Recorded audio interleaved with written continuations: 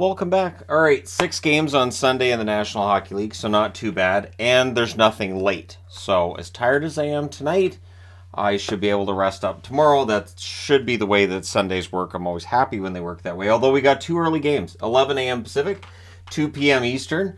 Starting off with the Nashville Predators and the Minnesota Wild. This one should be fun. I'm always happy when it's in Minnesota because that way the logos are facing each other instead of facing away from each other. It always looks weird to me when they're facing away from each other. On November 15th, Nashville won this matchup 2-1. The third and final meeting will be April the 13th. So this could go down to the wire. Nashville, 26-21-6. Their last 10 games, they're 6-4. They are definitely in the race. Away from home, they're 11-11-3. If they're going to really, take care of this race, they're going to have to win more regularly on the road.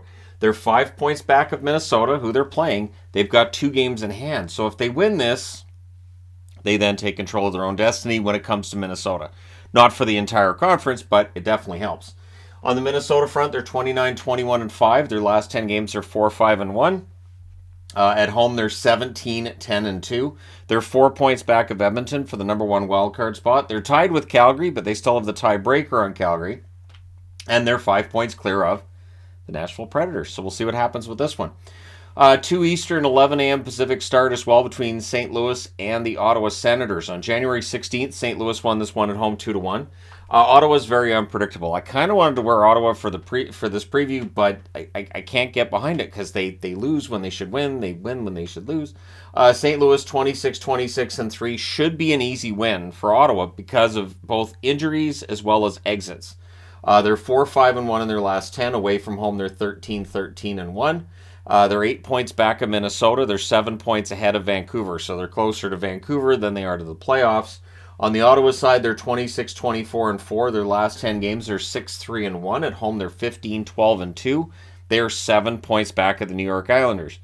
It is also a lot of teams that they have to pass between themselves and the Islanders, but they have games in hand on some of the teams they're chasing, but they have to win them. So they lost that game against Chicago. That point hurts them. And so we'll see if they can bounce back and get the win against St. Louis, which they should get. But that's usually where the Ottawa Senators have trouble, the games they should win. 3 o'clock Eastern, noon Pacific start between the Oilers and the Colorado Avalanche. On January 7th, the Avs won 3-2 in overtime. The third and final meeting between these teams will be April the 11th. Edmonton's 30-19-7. Their last 10 games, they're 5-1-4. So one of the many teams that have 4 overtime or shootout losses in their last 10. It feels like there's a bunch. Away from home, they're 17-8-2. They're 3 points back of Seattle now. They are 4 points clear of Minnesota. Edmonton now in a situation where if the teams ahead of them keep winning and they keep having troubles, they're going to fall out of the running for first in the division.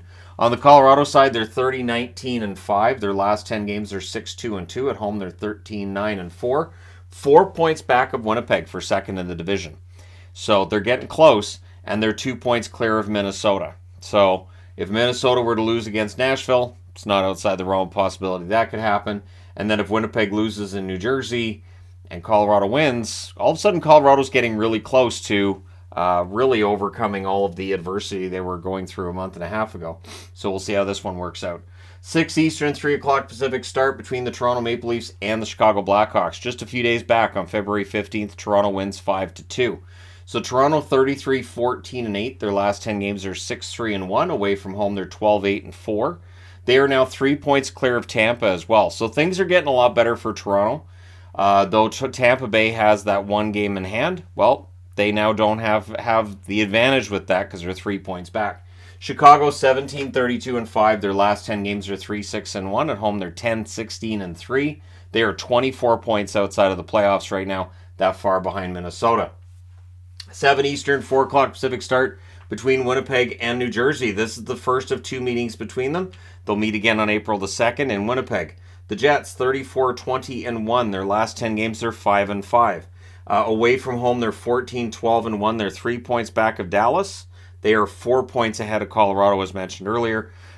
So for Winnipeg, things could go really well. They could end up winning the division. They could end up finishing as low as third, or maybe even further back when you consider Minnesota's only a couple of points behind Colorado, so they got to get it together. New Jersey 35-14-5. Their last 10 games are 7-2-1. I'm wearing Devils. Don't tell the wife. At home, they're 15-10-2. I mean, her favorite team's Winnipeg. She doesn't know I'm picking New Jersey. They're 5 points back of Carolina, those New Jersey Devils, because Carolina just keeps winning. They're 2 points ahead of the New York Rangers, who got 1 point tonight instead of 2, so that gives New Jersey that little bit of extra breathing room. And then at 8:30 Eastern, 5:30 Pacific, so this is a late start. It's not bad. October 25th, the Arizona Coyotes went into Columbus and won 6-3. Columbus, who've been playing well on the road lately, will be looking to add another win. They're 18-34-4 overall. Last 10 games are 4-4-2. Away from home, they're 6-17-2. They are 23 points behind the Islanders for that final playoff spot. Arizona 19-28-9 their last 10 games. They're 5-1-4, same record as Edmonton. At home, they're 12-8-2, and they're 16 points behind Minnesota for the last playoff spot. So, all that taken into consideration, let me know your winners in the comment section below as always. Don't forget to hit like and subscribe if you're browsing your way through, you just happened upon this video. Thank you guys so much for watching, for all your support. I will talk to you again soon.